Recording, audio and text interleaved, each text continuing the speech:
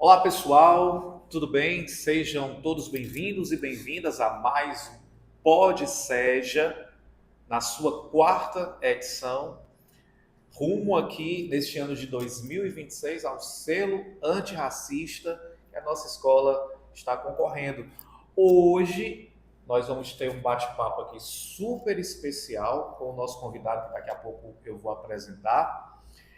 Antes, nós queremos agradecer a você, querido aluno, querida aluna, que está assistindo aí as mídias da nossa escola, tanto aqui no YouTube quanto também no Instagram. Você que é a razão de ser da nossa escola, Sérgio Frei José Ademir de Almeida. Aqui do meu lado tem o meu colega, professor Cleito Alves, professor de História, que vai também conduzir aqui o nosso Pod Seja. Hoje, né, a nossa revista eletrônica de educação, nós vamos conversar com o professor Cid Barros. Ele é graduado em Filosofia pela Universidade Estadual do Ceará, com mestrado em Filosofia pela Universidade Federal do Ceará. A partir do tema Ser e Existir, a autodeclaração que consolida sujeitos, nós vamos saber do professor Cid como a filosofia lida com a questão do racismo e suas mazelas, né? Em que contexto a filosofia pode ser uma ferramenta importante de reflexão no processo de autorreconhecimento e valorização da identidade negra no Brasil e ainda em tempos de grande abrangência das redes sociais e, consequentemente, um oceano de opiniões e achismos, em qual dimensão a filosofia da identidade racial pode ser explorada. Então, vem com a gente, você não perde por assistir a esse podcast, o podcast do Sérgio Frei José Ademir, a sua revista eletrônica em educação. Professor Cid, seja bem-vindo à nossa escola, né? É um colega também, sou professor de filosofia e a gente quer te acolher aqui com muito carinho, seja uma escola que acolhe a todos que aqui chegam. Nós temos essa missão belíssima de ser uma escola de inclusão e a gente está aí, né, Cleito, nessa peleja, nessa caminhada aí rumo ao selo antirracista. Seja bem-vindo, professor. Eu que agradeço o convite e dizer que é um prazer, né, estar aqui, né, contribuindo com o projeto, não somente contribuindo com o projeto dentro dos espaços escolares, mas também a dimensão que chega àquilo que você se propõe com o Pod Seja. Desde já, muito agradecido pelo convite e a lembrança. A gente que agradece, né, Cleiton? Isso. Seja muito bem-vindo, professor. Uma satisfação conversar com você. Cid, bem recentemente, estava na pasta da Secretaria da Educação do município de Canindé, desenvolvendo um belíssimo trabalho. E aí o Cid, por questões pessoais, questões da sua carreira acadêmica, né, precisou se afastar, mas ele volta para a escola e volta para dar a sua grande contribuição no dia a dia, né, orientando e conversando com a nossa juventude. É isso aí. Então vamos aqui conversar um pouquinho com o Cid. E aí a gente já vem logo aqui para nossa primeira pergunta, né? Cid, de que forma, né, a filosofia lida com essa questão do racismo, seja no ambiente escolar ou nas relações do cotidiano? Pronto.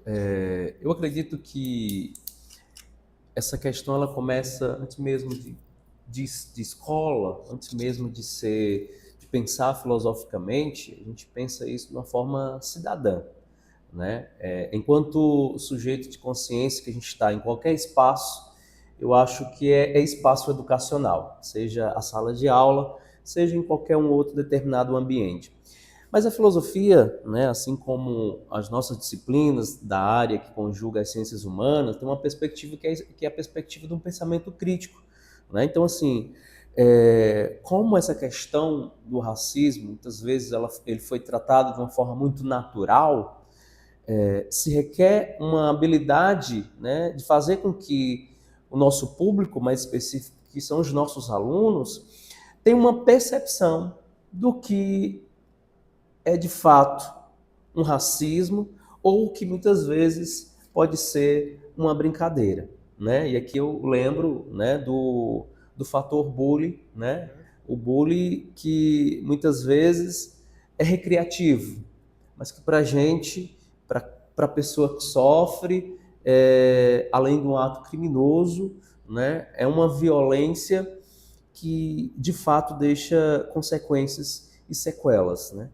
Então eu penso que o papel da gente vai muito mais do que somente passar um conteúdo, mas de fato levar um papel de consciência crítica e ter, antes de qualquer coisa, essa visão, né? Dentro do meu ambiente, eu tenho que proporcionar um ambiente saudável, até porque eu estou dentro de um ambiente de aprendizado, desenvolvimento. E os meus, não sei, dependendo do qual seja a faixa etária, né, da série que eu estou ali, seja ele do infantil ao ensino médio, é onde a gente está, né?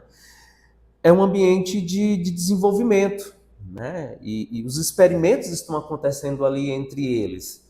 E muitas vezes, por determinadas tradições ou por determinados conhecimentos, algumas coisas elas passam despercebidas. E o papel do professor, seja ele qual for, de filosofia ou não, né, como cidadão, é de fato um combatente, né, desses acontecimentos que hoje, para a gente, ainda bem que já ultrapassou essa discussão, que com certeza as ciências humanas ou a filosofia é pioneiro nessas discussões e que para nós hoje deixou de ser somente uma discussão de uma situação histórica para ser algo mais da conscientização e se tornar, né, política pública também de combate, né, e outras dimensões.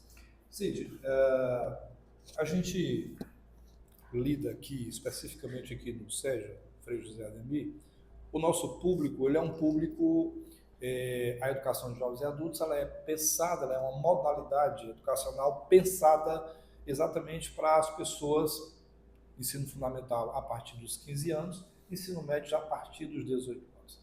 E quando você pega as diretrizes da educação de jovens e adultos, ela preconiza que se aproveite, que nós aproveitemos o saber que esse indivíduo, né, traz com ele, traz consigo, né?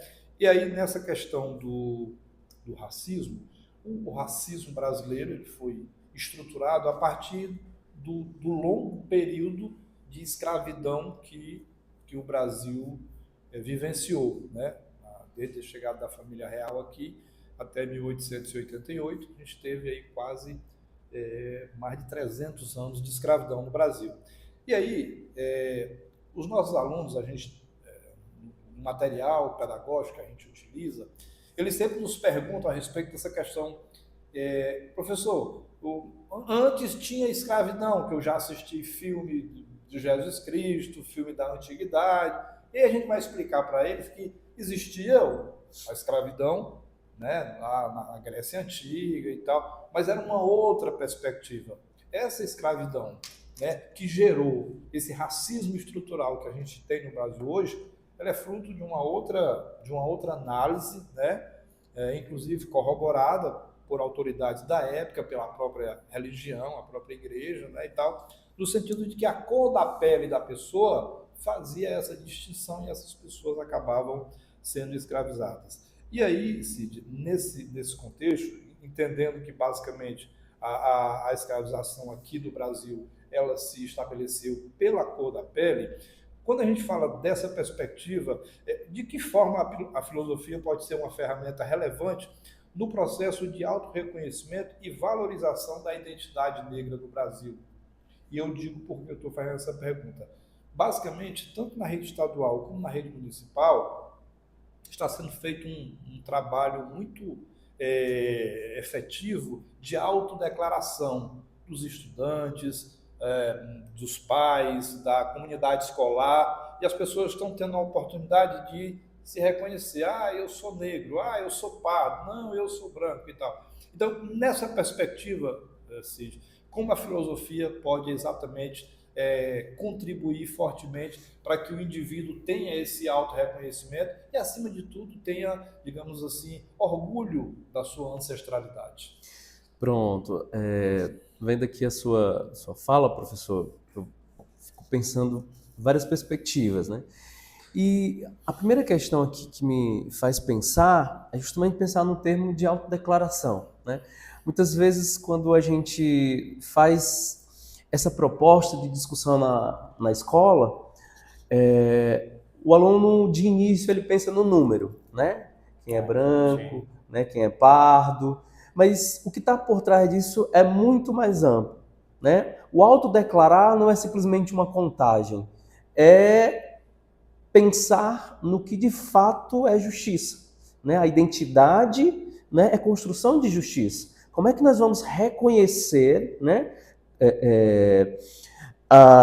as diferentes etnias, como é que nós vamos reconhecer os diferentes grupos naquilo que propõe a educação, que é o acesso ao conhecimento, que é acesso, né, os vários serviços como um todo, não somente a educação, mas os serviços do Estado em geral, né? Então, e aí nesse sentido, eu penso que a filosofia como discussão de conceitos, vamos dizer assim, ela é muito importante porque o debate ele faz parte, né, do chão da sala de aula de uma forma muito forte. Digamos assim, escavacar a cada detalhe por trás de um conceito até que, de fato, aquilo se torne consciência para o aluno. Quando o professor traz essa questão do escravizado em diferentes períodos históricos, eu penso sempre que isso é um dado que muitas vezes na sala de aula é uma virada de chave para o aluno, porque ele tem somente um recorte da história que é o nosso mais local, né?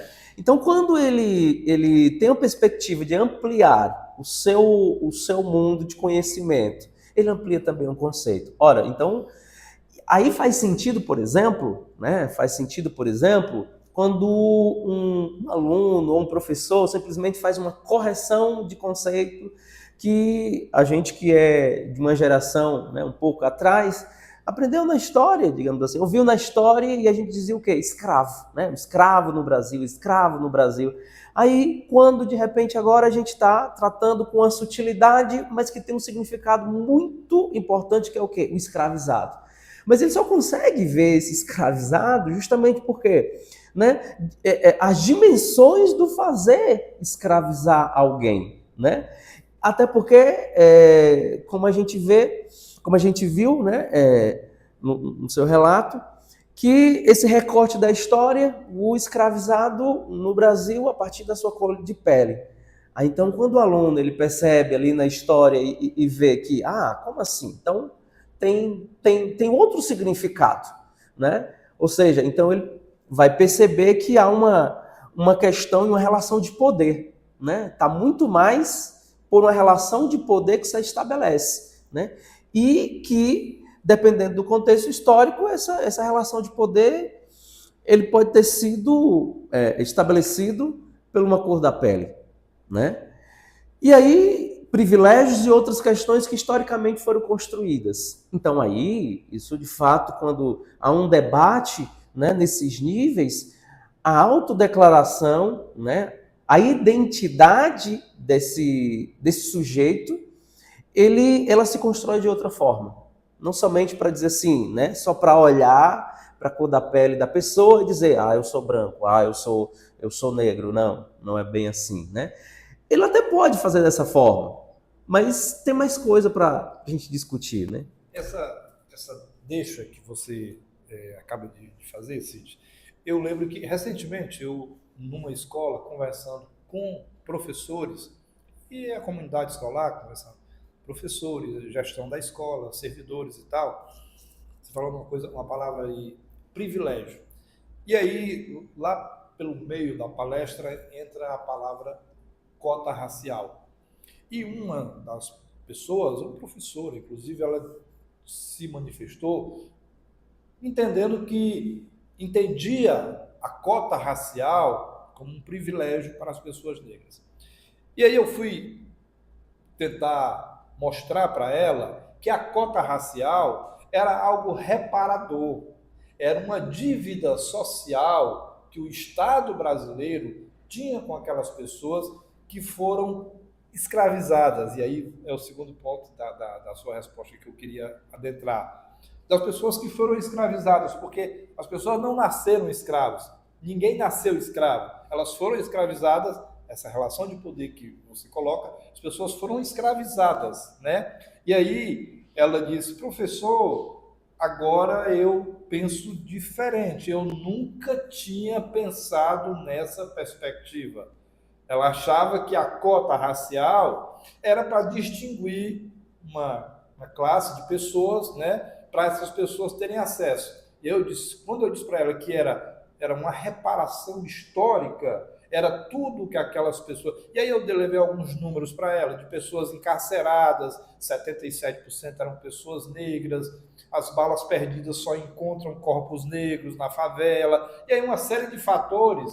E eu disse, olha, não é coincidência, isso não é coincidência, isso é fruto do racismo estrutural que a gente vive, que tem essa questão da relação de poder, né, estabelecido por alguém, o mando de alguém, e o outro ponto que é exatamente o Estado brasileiro, o Estado como ente que tem a responsabilidade de preservar a vida das pessoas, que tem uma responsabilidade de tornar a vida das pessoas melhor, o Estado diz, essas pessoas historicamente, elas foram marginalizadas, elas foram discriminadas, eu preciso reparar isso. Então, eu pedi para que ela refletisse sobre isso, sobre essa diferença do que seria o privilégio e do que seria a reparação.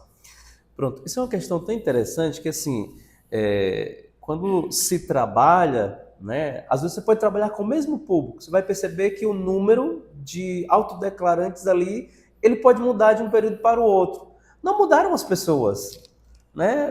É o mesmo quantitativo, mas o que mudou? A consciência. Né? A percepção da forma, ou seja, o se reconhecer identitário, né? Até porque um outro ponto, né? Sobretudo dentro do contexto brasileiro, é que não deixou somente aquilo que o escravizado e os seus descendentes não acessaram, mas deixou também os prejuízos. Né? É claro que o não acesso também é um prejuízo, mas assim, o estigma, né, que as pessoas carregaram, faz com que atrofie também a identidade de muita gente. Né? Por muito tempo as pessoas não queriam, né, se reconhecer, não queriam dizer, eu sou negro, eu sou... às vezes até dizer assim, um meio termo, dizer, eu sou pardo. Né? Mas aí depois, né, com uma reflexão, com um conhecimento histórico, você já vê que, de fato, há uma mudança, porque há, de fato, uma identidade. Né? E não somente pensar no número, e nem muito menos, assim, as cotas seriam um privilégio, de maneira alguma. Né? Até porque o Estado pressupõe ser justiça para todo mundo. Então, como é que eu vou trabalhar uma política pública se eu não tenho dados, se eu não tenho esse quantitativo? Né? E é justamente sobre isso, né, que vocês estão abordando aí, desse autodeclarar-se, que isso também é uma forma de validação, né, e de valorização das pessoas, que nós aqui no SEJA, especificamente a nossa área de ciências humanas, a gente está fazendo, né, Cleiton, esse processo junto aos nossos alunos, e isso está sendo de forma assim cada vez mais imbricado, porque a gente está fazendo todo esse processo e a gente também quer compartilhar com você, né, os resultados aí do nosso de toda essa nossa saga pela autodeclaração, e a gente está mais à frente desse processo aqui, justamente para que nós, enquanto escola, tenhamos aí um apanhado, né, de quantas pessoas vão fazer essa autodeclaração, mediante também uma ação da nossa parte para que essa conscientização fique muito clara. Né? E aí, gente, a gente vai fazer um pequeno intervalo aqui no nosso podcast, a nossa entrevista, e depois a gente vai compartilhar com você aí os nossos resultados até então da nossa pesquisa, da nossa investida de autodeclaração dos nossos alunos. Então a gente volta já já.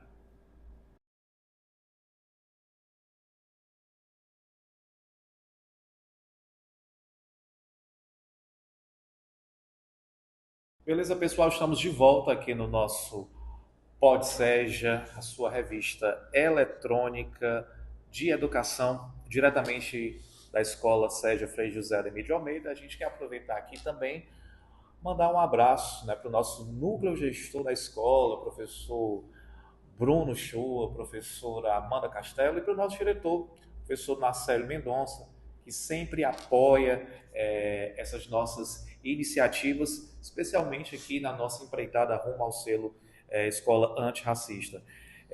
A gente chegando aqui, já na metade aqui do nosso encontro, eu queria fazer uma pergunta aqui ao Cid. Lembrei agora também, né, de uma citação aqui do Aristóteles, né, falando justamente, né, pegando aqui o que vocês conversaram. Existem os escravizados, né, as pessoas que foram escravizadas. Ninguém nasce nessa condição de escravo. É tanto que no período onde o Aristóteles diz essa frase que eu vou dizer, né, se as cítaras tocassem por si, se os teares tecessem por si, não precisaríamos de escravos, né, de escravizados. Hoje em dia, com o avanço dessa dialética, né, a gente pode até dizer assim, na educação, esses conceitos eles vão ficando mais explicitados, né? O Deleuze diz que a filosofia trabalha com conceitos, né? E um dos papéis, acho que de todo professor, mas especialmente da nossa área de ciências humanas, especificamente da filosofia, é trabalhar esses conceitos para que, como você disse, né, o aluno tome cada dia mais posse daquilo na sua ação, né, na sua vida, nos desdobramentos para além da sala de aula, né? Mas e aí? O que você acha, Cid? Qual dimensão a filosofia da identidade racial pode ser explorada nesse sentido de conscientização e reconhecimento das pessoas sobre a sua cor e ainda usando, quero instrumentalizar a filosofia, mas vamos utilizar essa expressão, instrumento, nesse combate a racismos e preconceitos? Pronto, eu penso que seria um mundo aí, né? E aí eu acho que vai muito da criatividade também do professor, do ambiente de escola que você tem, né? Da modalidade em que você está, né? Porque não adianta pensar somente a discussão do conceito se o aluno não vê aquilo também numa prática, né? Como ele pode encaixar isso na sua ação no dia a dia.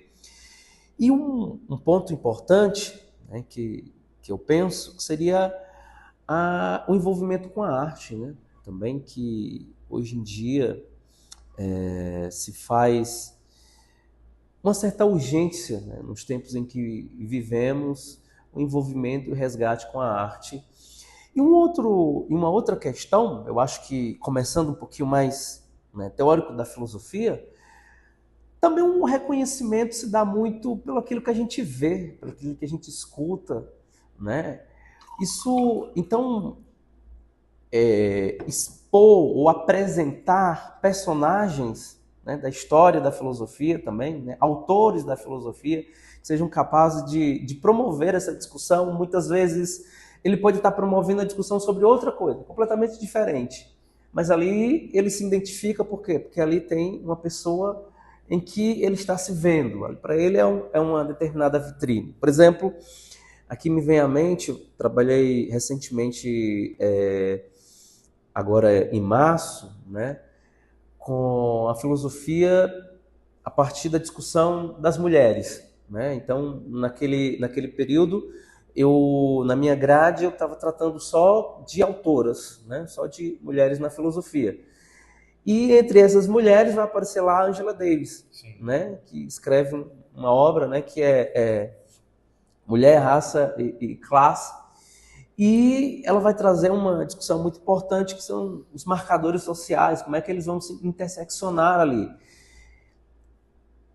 E, além dos conceitos que está sendo discutido, que por si já é uma grande filosofia, né, eu vou ter também uma personagem que está ali como vitrine e que meu aluno vai olhar, né, que seja uma mulher negra, e vai olhar e vai dizer, nossa, né, então assim, há uma luta, né, a se fazer. Então assim, essa identidade é também uma percepção daquilo que precisa ser feito, né, da justiça que precisa ser feita, né, diante de tudo ocorrido. Então, eu acredito que a dinâmica do professor, né, ele vai falar muito. Né, você ter essa consciência de dinâmica, de espaço que você está, as oportunidades elas são muitas. Né? Cid, nesses tempos novos de rede social, de imediatismo, né? A gente tem aí um sociólogo coreano chamado Byung-Chul Han, e aí ele diz que a gente vive na sociedade do imediatismo, onde a profundidade é deixada de lado e você busca efeitos imediatos, né? Assim, esses tempos de rede social, de as pessoas dando opinião, às vezes boas opiniões, às vezes nem tanto, como é que, na condição de um professor de filosofia que observa os acontecimentos, a dinâmica, com um pouco mais de tranquilidade, com um pouco mais de ponderação, como é que você entende a filosofia nesse mundo digital, né, tão menos profundo, como disse Byung-Chul Han, e muito mais automático? Como é que você entende a filosofia nesse contexto? Pronto, eu penso da seguinte forma, mas o tempo é esse e a gente não pode deixar de conversar com a tecnologia e os meios que a gente vive hoje. Mas a gente não pode perder a profundidade das discussões. Né? E nessa mesma temática, né, de trabalhando com as mulheres na filosofia, uma outra mulher também negra, que é a Djanila Ribeiro, a gente estava trabalhando, lembrei aqui quando você pontuava essa questão, a gente estava trabalhando o conceito de lugar de fala, né? E ela, numa entrevista, ela dizia o seguinte, ao mesmo instante que eu fiquei muito feliz, eu também fiquei um pouco triste, né, com a dimensão da discussão sobre o lugar de fala. Né? Houve uma propagação do conceito, no entanto, ela percebia que as discussões não era bem aquilo que o conceito dizia. Né? Ou seja, há uma comunicação, há o divulgar nas discussões, mas muitas vezes se perde a profundidade do que está por trás daquilo ali. Então eu penso que o professor, né, enquanto papel crítico, né, um pensamento crítico ali, ele tem que acompanhar essas discussões, ele não pode estar, né, ser isento ali de qualquer dessas discussões, ainda que a rede social, de fato, ela requer uma habilidade de comunicação muito peculiar. Inclusive, é algo que tem me despertado até para determinados projetos futuros, quem sabe, tá fazendo um olhar mais aprofundado em relação a isso. Por quê?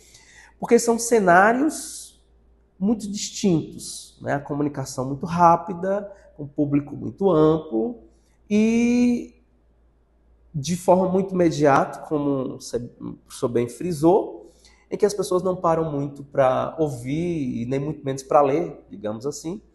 Mas a gente precisa saber explorar, né? Explorar no sentido de que aproveitar, né, essa oportunidade para colocar a nossa discussão, a nossa temática.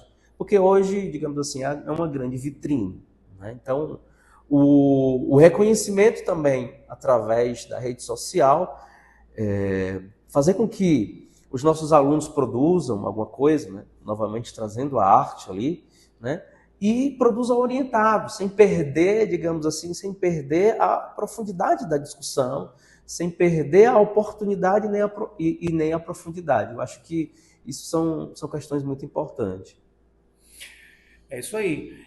E como eu havia dito, né, nós vamos compartilhar com você, né, toda a nossa jornada até aqui, do nosso processo de autodeclaração, que nós da área de Ciências Humanas estamos fazendo.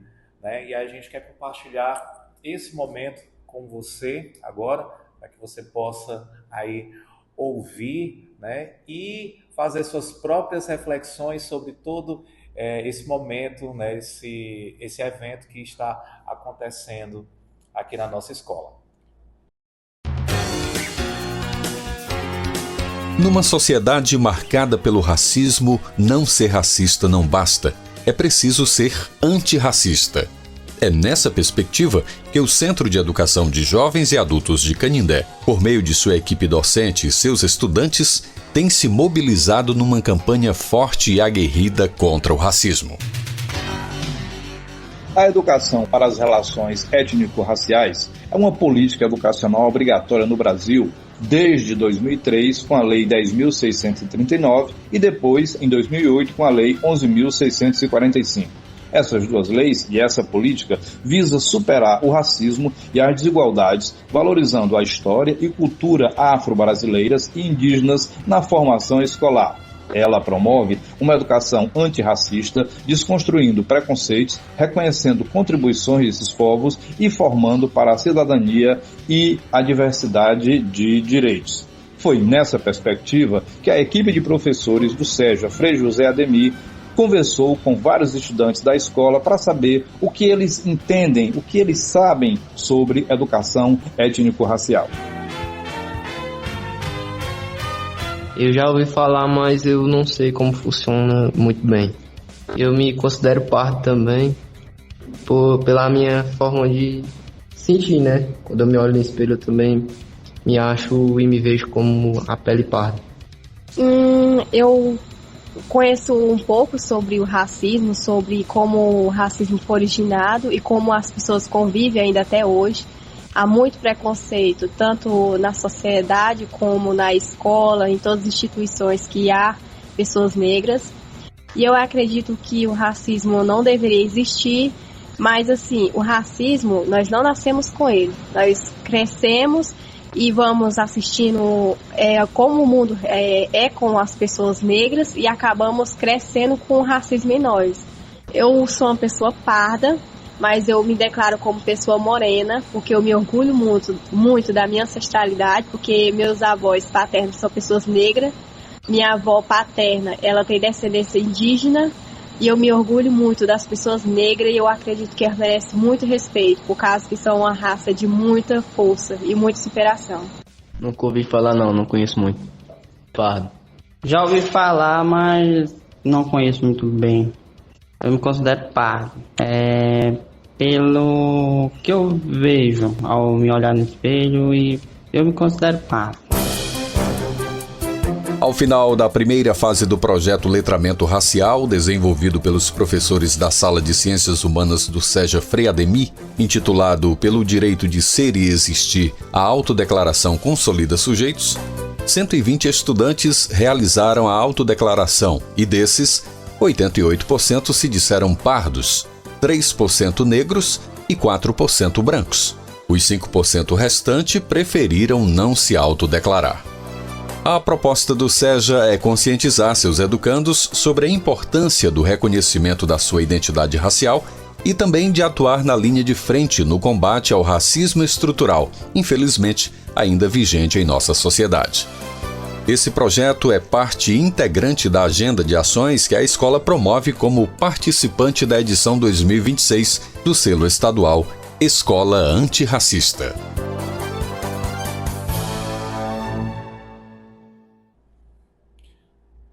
E agora, o professor Clerto, né, que está sendo o responsável também por esse movimento, por essa nossa ação, vai comentar aí um pouquinho sobre esse material que vocês ouviram e viram aí as imagens. Professor Clerto, fala aí um pouquinho como é que está sendo essa experiência de condução do processo de autodeclaração aqui na nossa escola. Edilado, nós desde o mês de março, início do mês de março, nós fomos instados pela gestão da escola, especialmente o professor Bruno, nosso coordenador, para que nós começássemos a implementar algumas ações, né, do selo antirracista e outras ações naturalmente da escola.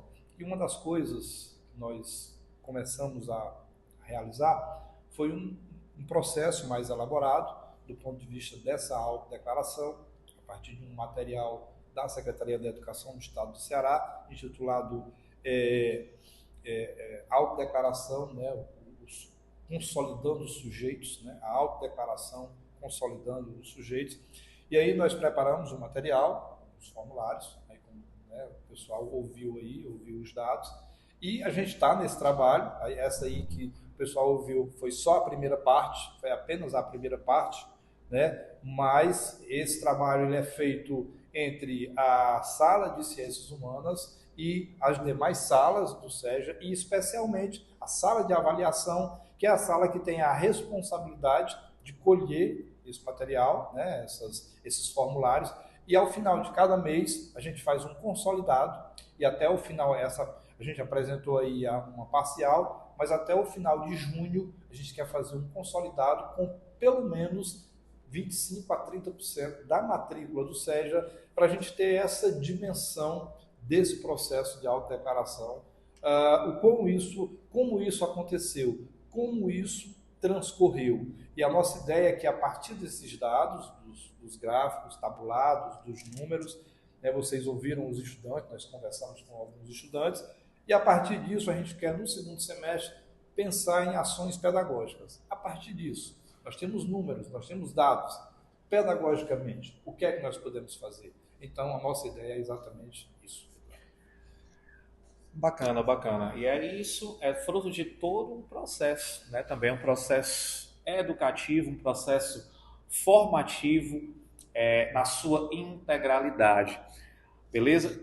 Estamos chegando aí ao final do nosso encontro. Desde já nós queremos agradecer a presença do professor Cid, né? Só um dia de planejamento de ciências humanas capaz de reunir, né? A gente aqui nesse podcast. E, professor Cid, desde já eu gostaria que você ficasse à vontade para suas declarações, um recadinho especial ao nosso aluno, aos nossos colegas professores, que estamos aí no chão da sala de aula para ajudar na transformação, na formação integral dos nossos alunos. Pronto, agradecido, né, pelo convite, dizer que estamos sempre à disposição, né, sempre que for possível, colaborar, não somente aqui, mas também no chão da sala de aula também, né? Enquanto professor, eu sou sempre apaixonado pela sala de aula, seja ela em qualquer dimensão, e estar, né, levando alguma discussão é sempre algo muito gratificante, né, enquanto professor, né? Dizer que os nossos colegas, nossos pares, de que essa empreitada é de todos, não somente das ciências humanas, né, mas naquilo que eu dizia no início, da gente enquanto papel cidadão, né, do fazer a discussão para um autorreconhecimento, uma autodeclaração e a promoção das políticas públicas que né, em vista da justiça social. É isso aí. Nós chegamos ao final de mais um Pod SEJA, hoje rumo ao selo antirracista. Queremos agradecer a vocês que estão aí assistindo, refletindo, estudando, existindo, porque a nossa formação e a nossa luta é justamente para uma real emancipação dos nossos estudantes. Até o nosso próximo encontro, com vocês no Pod SEJA, a sua revista eletrônica de educação. Valeu, pessoal!